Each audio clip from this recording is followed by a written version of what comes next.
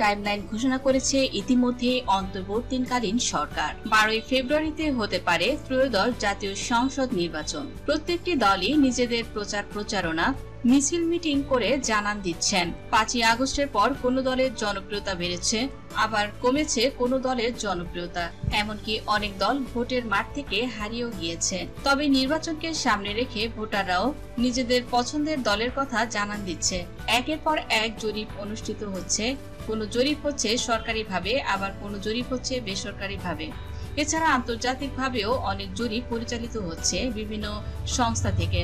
তবে অধিকাংশ জরিপে বেসরকারিভাবেই হচ্ছে এবং ইতিমধ্যে এরকমই একটি জরিপ সামনে এসেছে। আর যে জরিপটি করেছে BRAC institute of governance and development বা বিআইজিডি, যা একটি বেসরকারি সংস্থা। তাদের জরিপে প্রকাশ পেয়েছে বাংলাদেশের কত শতাংশ মানুষ কোন দলকে ভোট দিতে চায় এবং কত শতাংশ মানুষ কোন দলকে ভোট দিতে চায় না বা এখনো সিদ্ধান্ত নিতে পারেনি। তো আজকের ভিডিওতে এমনই কিছু তুলে ধরছি। তো বিআইজিডির জরিপে আসলে কোন দল কত ভোট পেয়েছে এবং কোন দল এখনো সমর্থনের দিকে এগিয়ে যাচ্ছে। তো বাংলাদেশে যে বড় দলগুলো রয়েছে তাদের নিয়ে মূলত জরিপটি করা হয়েছিল। তো জরিপটিতে জামায়াতে ইসলামী বাদে অন্য কোনো ইসলামী দলকে রাখা হয়নি। আর তাছাড়া প্রায় সব বড় দলই রয়েছে। আর যেখানে স্থান পেয়েছে আওয়ামী লীগও, এবং যেখানে ছিল জাতীয় নাগরিক পার্টি। তো এই জরিপে প্রথমে কথা বলছি বিএনপি কে নিয়ে। বিএনপি কে এই জরিপে ভোট দিতে চায় 100 ভাগের ভেতর 12% ভোটার। উল্লেখ্য, এই জরিপটি মূলত করা হয়েছিল 90,000-এর মতো ভোটার নিয়ে। তো এখানে বিএনপি কে ভোট দিতে চায় 10,800 জন ভোটার, অর্থাৎ 100 ভাগ মানুষের মাঝে 12% ভোটার তারা বিএনপি কে ক্ষমতায় দেখতে চায়। তো বাংলাদেশ জাতীয়তাবাদী দল বিএনপি এবং বিএনপির পক্ষে যে সাপোর্টটি এখানে রয়েছে সেটা কিন্তু অনেকটা কমই ধরা যাচ্ছে। আর এর কারণটা হচ্ছে বর্তমানে বিএনপির সম্পর্কে অনেক নেগেটিভিটি রয়েছে। তো নেগেটিভ ধারণা রয়েছে মানুষের ভিতর এবং কিছু কর্মকাণ্ড খুবই দৃষ্টিকটু এবং যা সমাজে বিপরীত পরিপন্থী। আর এ কারণে বিএনপি কে খুব কমই মানুষ পছন্দ করছে, আর যার কারণে বিএনপির এখানে খুব কম ভোট দেখা গিয়েছে। তো এখানে প্রায় আপনারা দেখতে পাচ্ছেন জামায়াতে ইসলামী বাংলাদেশকে ভোট দিয়েছে দেশের 10.4% ভোটার। তো এই 90,000 ভোটারের মাঝে 10% ভোটার অর্থাৎ 9,000-এর মতো ভোটার তারা চায় জামায়াতে ইসলামী বাংলাদেশ ক্ষমতায় আসুক। তো মানে আপনি বলতে পারেন যে এখানে প্রায় 100 ভাগের ভেতর 9,000-এর উপরে মানুষ। তো এই জরিপটি কিন্তু আপনারা বিএনপির কাছাকাছি ধরতে পারেন। তো 10.4% জামায়াতে ইসলামীকে এবং বিএনপিকে ভোট দিতে চায় 12% ভোটার, এবং জামায়াতে ইসলামীর পক্ষে কিন্তু বলাই যায় ভালো একটি ভিত্তি গড়ে উঠছে। আর যার কারণে দেখা যাচ্ছে পার্সেন্টেজে জামায়াতে ইসলামী ভোট দিন দিন বৃদ্ধি পাচ্ছে। তো এখন জাতীয় নাগরিক পার্টি বা এনসিপি, এখানে দেখা যাচ্ছে মাত্র 2.8% মানুষের সমর্থন রয়েছে জাতীয় নাগরিক পার্টির প্রতি।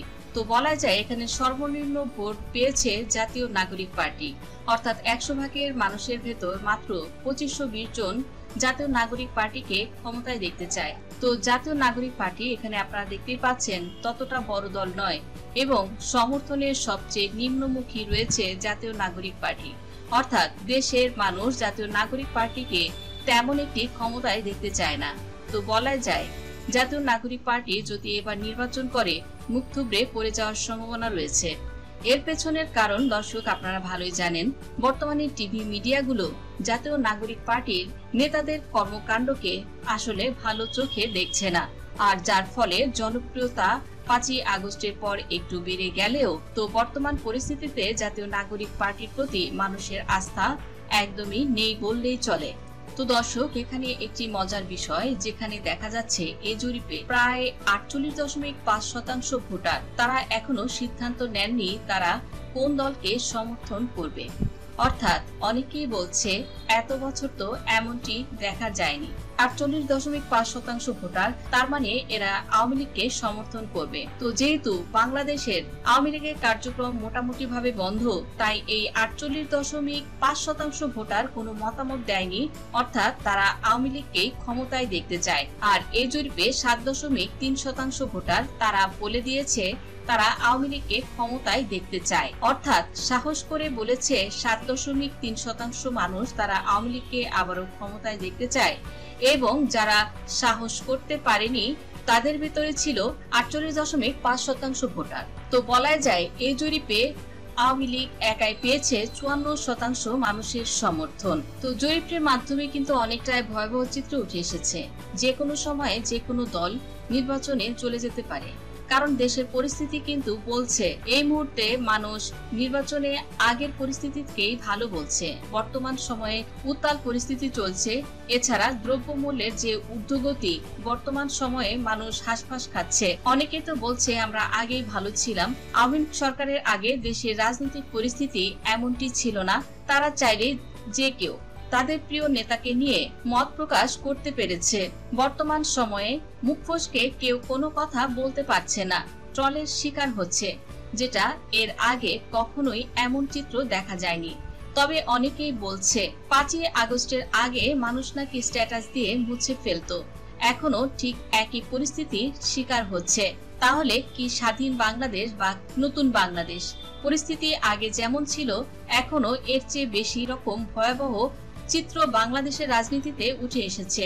মব জাস্টিস কায়েম হচ্ছে সর্বক্ষেত্রেই, যার কারণে এই 48% ভোটার তারা দ্বিধাদ্বন্দ্বে রয়েছে আসলে তারা কাকে ভোট দেবে। এবং পরিস্থিতি থেকে দ্রুত উন্নয়নের জন্য অনেকেই আবার আওয়ামী লীগ সরকারকে পুনরায় ক্ষমতায় দেখার ইচ্ছা পোষণ করেছে। জরিপে দেখা গেছে 27 বছরের নিচে যাদের বয়স, তাদের মধ্যে বিএনপির চেয়ে বেশি সংখ্যক ভোটার জামায়াতকে ভোট দিতে চায় বা তারা জামায়াতকে ভোট দিতে স্বাচ্ছন্দ্য বোধ করছে। এছাড়া বয়সভেদে দলগুলোর জনসমর্থন নিয়ে যে জরিপ ফলাফল উপস্থাপন করা হচ্ছে তাতে দেখা যায় 27 বছরের নিচে 9% মানুষ বিএনপিকে ভোট দিতে চায় এবং 12% মানুষ জামায়াত ইসলামী বাংলাদেশকে ভোট দিতে চায়। এছাড়া 40 থেকে 65 ভেতরে যে ভোটারগুলো রয়েছে তারা চায় বাংলাদেশ আওয়ামী লীগকে ক্ষমতায় দেখতে। কেননা বাংলাদেশের রাজনীতি যারা বোঝে তারা কিন্তু বয়সের পাল্লায় একটু ভারী হবে, এটাই স্বাভাবিক। আপনার মন্তব্যটি অবশ্যই কমেন্ট করে জানিয়ে দিন। ভিডিওটি ভালো লাগলে লাইক, কমেন্ট, শেয়ার করুন। ধন্যবাদ।